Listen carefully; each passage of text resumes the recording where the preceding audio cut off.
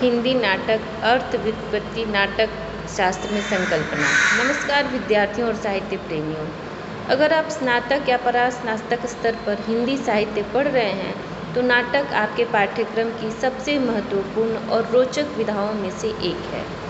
नाटक केवल पन्नों पर पढ़ी जाने वाली रचना नहीं है, बल्कि यह वह विधा है जो आपकी आंखों के सामने जीवन को जीवंत कर देती है। आज से हम मेजर 9 हिंदी नाटक की एक विशेष 45 दिवसीय सीरीज शुरू कर रहे हैं।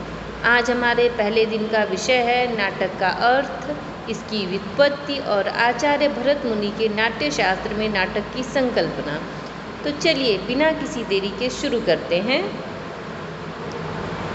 नाटक शब्द की व्युत्पत्ति और शाब्दिक अर्थ।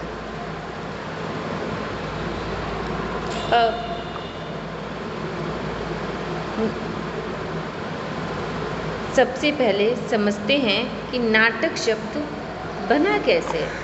संस्कृत व्याकरण के अनुसार नाटक शब्द की उत्पत्ति नट धातु से हुई है।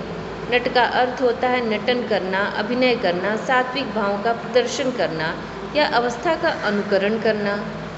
साहित्य शास्त्र में काव्य के मुख्य रूप से 2 भेद माने गए हैं। श्रव्य काव्य, जिसे केवल सुना या पढ़ा जा सकता है, जैसे कविता, कहानी, उपन्यास। दृश्य काव्य, जिसे कानों के साथ साथ आंखों से देखा भी जा सकता है। नाटक को इसी दृश्य काव्य के अंतर्गत रखा गया है। दृश्य काव्य को भारतीय परंपरा में रूपक भी कहा जाता है। धनंजय ने अपने ग्रंथ दश रूपक में लिखा है, रूपकम तत्समारोपात, यानी जब नट पर किसी अन्य ऐतिहासिक या काल्पनिक पात्र के रूप का आरोप कर दिया जाता है तो उसे रूपक कहते हैं। उदाहरण के लिए जब मंच पर कोई अभिनेता श्री रामचंद्र जी की वेशभूषा और अभिनय धारण करता है तो दर्शक उसमें राम का रूप देखते हैं।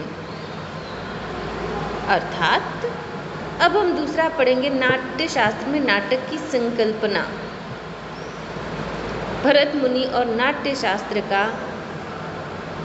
के अर्थ में पंचम वेद।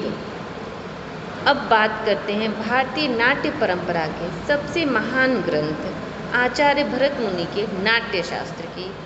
भारतीय परंपरा में भरत मुनि के नाट्य शास्त्र को या फिर भरत मुनि को नाट्य शास्त्र का प्रणेता माना जाता है। उन्हें नाट्य शास्त्र को नाटक की उत्पत्ति बहुत ही पौराणिक ढंग से उल्लेख किया है। वे कहते हैं जब सतयुग समाप्त हुआ और त्रेता युग आया तो समाज में राग, द्वेष और दुख बढ़ने लगे। जब